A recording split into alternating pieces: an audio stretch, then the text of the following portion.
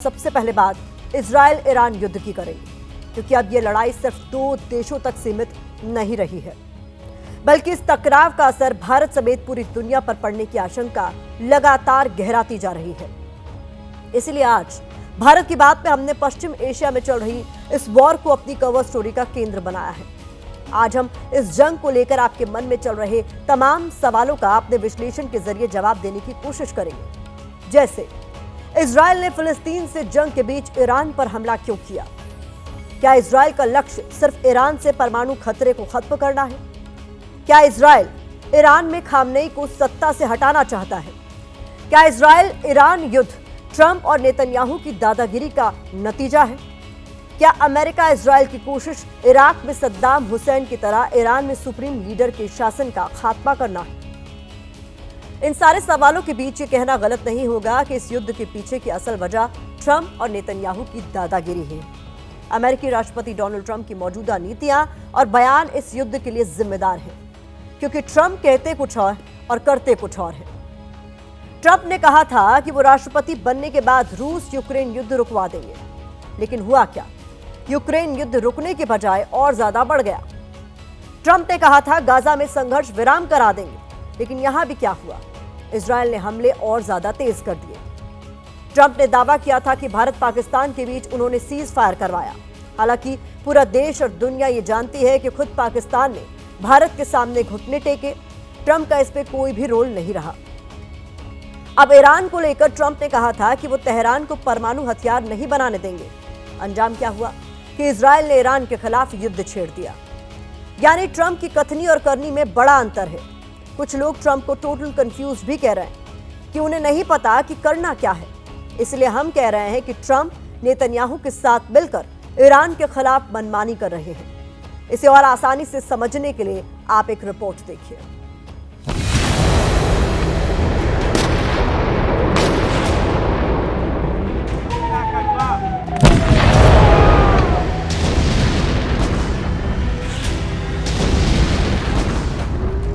इस युद्ध में ईरान इजराइल की दुश्मनी से ज्यादा ट्रंप और नेतन्याहू की दादागिरी है। ये दादागिरी नहीं तो और क्या है? ट्रंप कहते हैं कि ईरान को उस समझौते पर हस्ताक्षर करना चाहिए था जिस पर मैंने उन्हें हस्ताक्षर करने के लिए कहा था।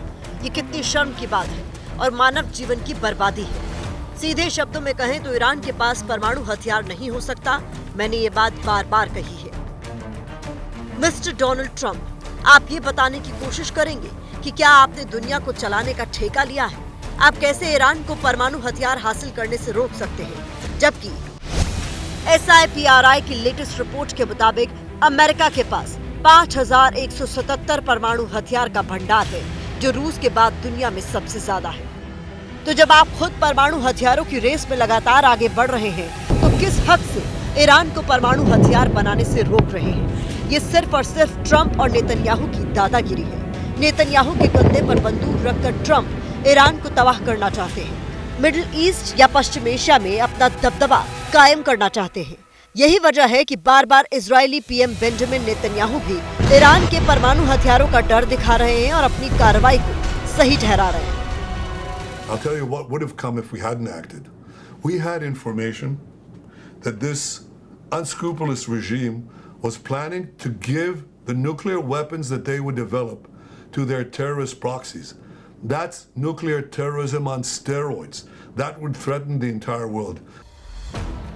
हालांकि ईरान के परमाणु हथियारों को लेकर नेतन्याहू के दावे पर भी कई तरह के सवाल उठ रहे हैं। अल जजीरा की रिपोर्ट के मुताबिक इजरायली राजनीतिक विश्लेषक ओरी गोल्डबर्ग ने कहा है कि इंटरनेशनल एटॉमिक एनर्जी एजेंसी यानी IAEA की रिपोर्ट में ऐसा कुछ भी नहीं था जो ये सुझाव दे कि ईरान इजरायल के अस्तित्व को खतरा पैदा कर सकता है।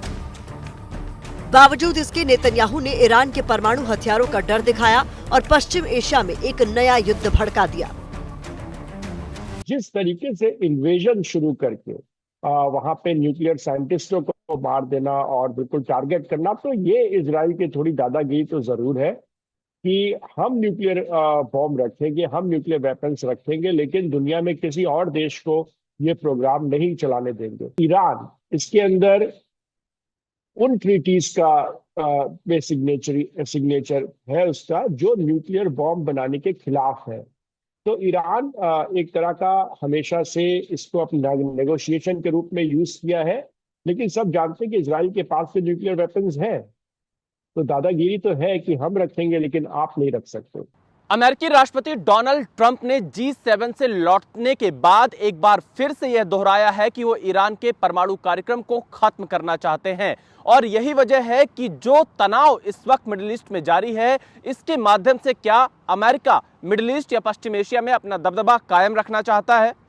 क्योंकि चीन और रूस के ईरान के साथ अच्छे संबंध हैं, ईरान के जरिए अमेरिका के दुश्मन दोनों देश इस इलाके में पकड़ मजबूत कर रहे हैं, जो अमेरिका को रास नहीं आ रहा। यही वजह है कि वो नेतन्याहू और इजराइल के बहाने अपने हित साधने में जुटे हैं।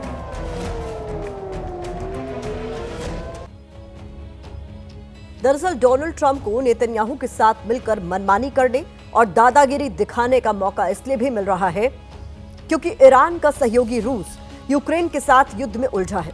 दूसरी तरफ चीन की बात करें तो मौजूदा वक्त में वहां आर्थिक अस्थिरता है और वो अमेरिका के साथ किसी भी टकराव से बचना चाहता है। यहां गौर करने वाली बात यह है कि युद्ध और टकराव को बढ़ाना नेतन्याहू और ट्रंप दोनों के लिए जरूरी भी है और उनकी मजबूरी भी। कैसे, अब ये आपको बताते हैं। अमेरिका में ट्रंप की नीतियों के खिलाफ प्रदर्शन हो रहे हैं। इजरायल में भी नेतन्याहू अपनी नीतियों की वजह से लोगों के निशाने पर हैं। डोनाल्ड ट्रंप अमेरिका के हितों की बात कहकर अपने फैसलों को सही ठहराने की कोशिश कर रहे हैं। दूसरी तरफ नेतन्याहू ईरान से इजरायल को खतरा बताकर आंतरिक विरोध को दबाने की कोशिश कर रहे हैं। अमेरिका का मकसद ईरान को तबाह कर उसके तेल भंडार पर कंट्रोल हासिल करना है। दूसरी तरफ इजरायल ईरान को पूरी तरह बर्बाद कर देना चाहता है ताकि मिडिल ईस्ट में उसके सबसे बड़े दुश्मन का खात्मा हो जाए।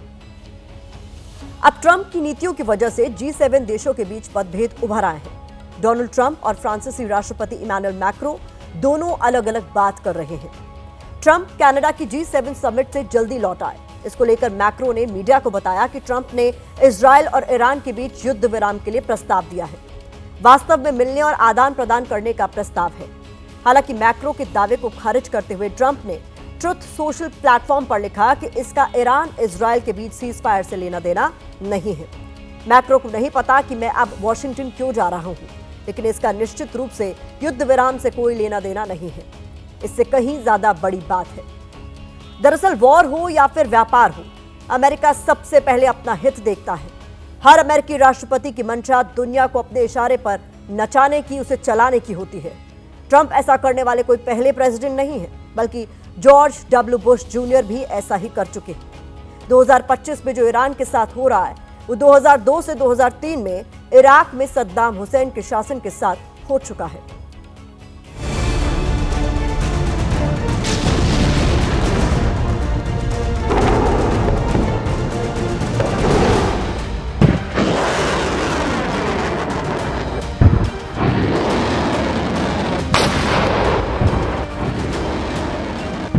ईरान के खिलाफ युद्ध छेड़ने के पीछे नेतन्याहू के दो मकसद हैं। पहला, ईरान से किसी भी तरह के परमाणु खतरे का पूरी तरह से खात्मा।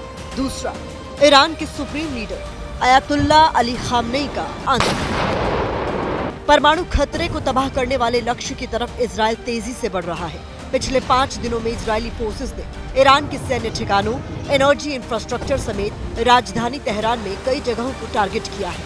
यही नहीं, तेल अवीव ने ईरान के सैन्य अफसरों और परमाणु वैज्ञानिकों को भी निशाना बनाया है। इजरायली पीएम ईरान की तुलना कैंसर से कर रहे हैं। यह ईरान कैंसर की तरह है। आपको पता है कि आपको कैंसर है जो आपको मार सकता है। आप कैंसर को हटाते हैं, आप इलाज भी करवाते हैं, लेकिन वो एक दिन वापस आ सकता है। हम रुकने वाले नहीं, हमारे पास और भी लक्ष्य हैं।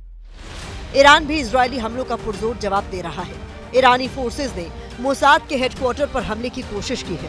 अब सवाल यह है कि नेतन्याहू खामनेई का खात्मा क्यों चाहते हैं। दरअसल खामनेई शासन के दौरान ईरान ने ऐसे कई प्रॉक्सी संगठनों को समर्थन दिया जो इजरायल के लिए खतरा बनते रहे, जैसे हमास, हूती और Hezbollah. The Iranian people realize, and the world needs to realize, that the root cause of the problem has been the regime and its nature. And the only solution ultimately that will benefit both the Iranian people as well as the free world is for this regime to no longer be there. Now we have an opportunity because this regime is at its weakest point. There's a window in which we can operate and hopefully liberate our country, and the world can finally breathe a sigh of relief that they no longer have to fear nuclear threats, terrorism, radicalization, and so on and so forth. खबर है कि Israel Iran को बहुत जल्द surprise देगा। ये Lebanon में Hezbollah पर हुए पेजर ब्लास्ट जैसा हमला हो सकता है।